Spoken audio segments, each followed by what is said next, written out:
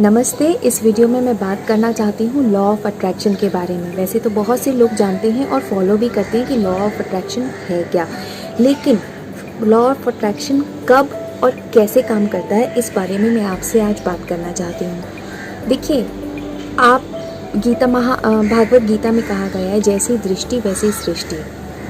सब जानते हैं कि जैसा आप सोचते हैं, जैसा आप चीज़ों को देखते हैं, वो चीज़ें वैसी ही आपको दिखने लगती हैं, आपके लिए वैसी ही हो जाती हैं। लेकिन बात ये आती है कि कुछ लोग सवाल करते हैं कि नहीं, ये सबके लिए एक जैसा नहीं है, ये टेक्निक सबके ऊपर काम नहीं करती। उन लोगों को मैं सिर्फ इतना सा बोलना चाहती हूँ कि आप जब अपने बच्चों को स्कूल में भेजते हैं, एक क्लासरूम में, एक ही स्कूल में, एक ही टीचर से 50 बच्चे पढ़ रहे हैं, लेकिन 50 बच्चों का रिज़ल्ट अलग अलग होता है।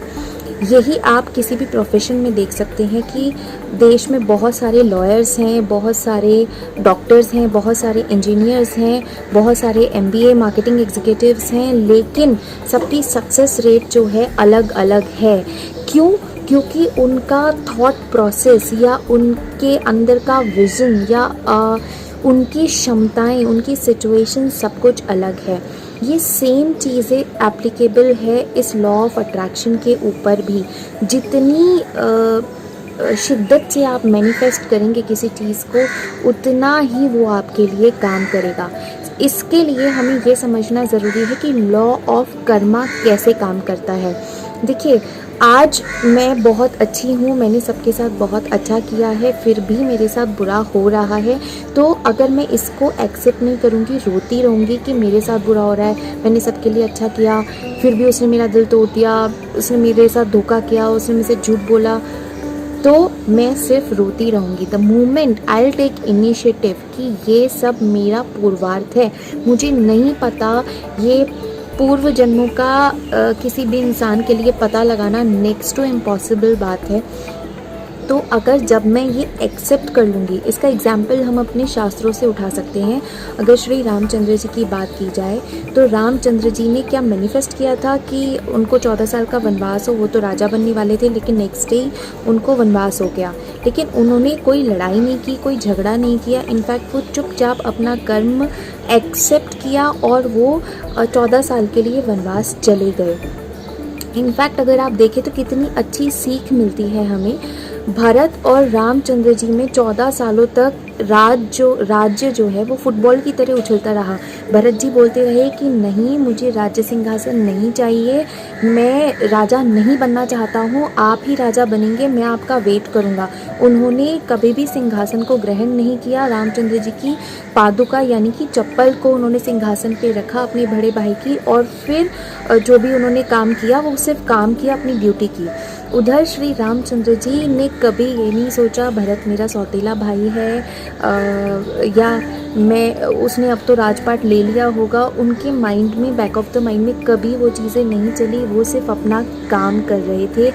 उन्होंने अपनी लाइफ को अपने कंट्रोल में लिया। उनकी लाइफ में जो भी परेशानी आई, जब भगवान राम जन्म लेके इतनी परेशानियों से निकल सकते हैं, एक रावण सीता मैया को किडनैप कर सकता है और उनको इतने युद्ध लड़ने पड़ सकते हैं, तो आप और मैं तो नॉर्मल इंसान है। अगर यही बात मैं श्री कृष्ण जी के लिए बोलूँ तो रिश्तों पे जब हम क्लेम करते हैं कि वाओ, इस रिश्ते के लिए मैं ये सैक्रिफाइस कर रहा हूँ या मैं सैक्रिफाइस कर रही हूँ, आप होते कौन हो सैक्रिफाइस करने वाले?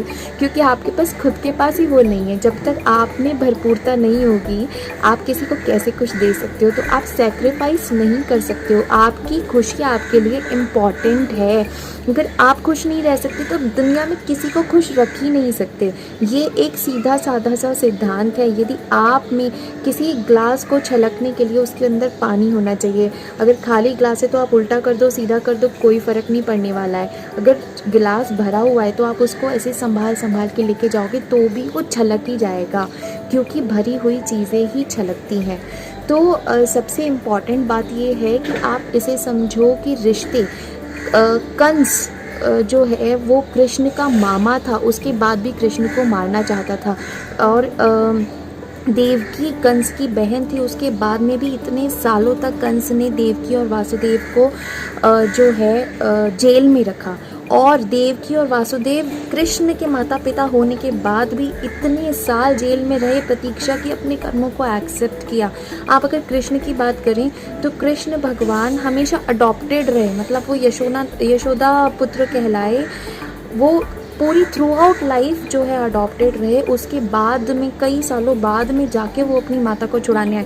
कृष्ण ने जब इतने सारे राक्षस मार गिराए, इतनी जंगें जीत ली, लोगों का कल्याण करने के लिए जन्म लिया, तो ये भी तो हो सकता था कि भगवान ने पहले अपनी माता को छुड़ाने आ जाते या कुछ भी कर देते।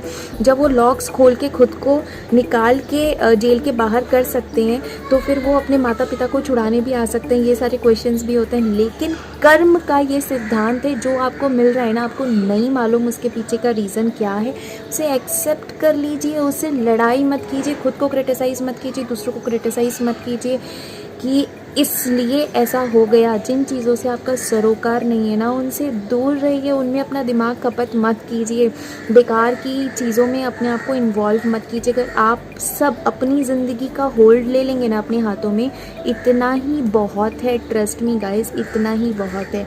सो सबसे पहले अगर आप किसी भी चीज़ को मैनिफेस्ट करना चाहते हैं तो सबसे पहले आपका खुद का बिलीव होना चाहिए, और उस बिलीव से पहले आप क्या चाहते हैं, आपको क्या चाहिए, आपको किस चीज़ से स्माइल मिलती है, किस चीज़ से खुशी मिलती है, ये जानना बहुत ज़रूरी है। तो ढूंढिए अपने अंदर और उसके बाद में मैनिफेस्ट कीजिए। और मैनिफेस्ट करने के लिए भी जो भी आप मैनिफेस्ट कर रहे हैं वो मुझे चाहिए मत कीजिए, प्रेजेंट में कीजिए, ये मेरे पास है।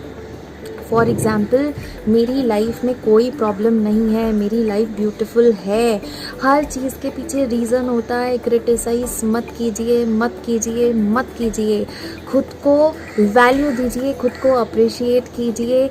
यही सबसे पहला लॉ है, लॉ ऑफ अट्रैक्शन को आज़माने का और ख़ुद की लाइफ में उतारने का, किसी भी चीज़ को मैनिफेस्ट करने का, और वो होगा ही होगा। ना का तो कोई ऑप्शन होता ही नहीं है। आप जिस बॉडी में रहते हैं, ये सिर्फ आपका एक डब्बा है, इसके अंदर आपकी एक आत्मा है, वो यूनिवर्स का हिस्सा है। यदि आप यूनिवर्स से कुछ चीज़ मांगते हैं तो वो आपको मिलेगी ही मिलेगी। लेकिन आप अपना ग्रैटिट्यूड मत छोड़िए, आप ग्रेटफुल होना मत छोड़िए। उन चीज़ों की गिनती मत कीजिए जो आपके पास नहीं है, उन चीज़ों का शुक्रिया अदा कीजिए जो आपके पास हैं, जो पता नहीं कितने लोगों के लिए ड्रीम है। Please please please understand this. That's all for this. Next time I'll come up with another techniques. Thank you so much.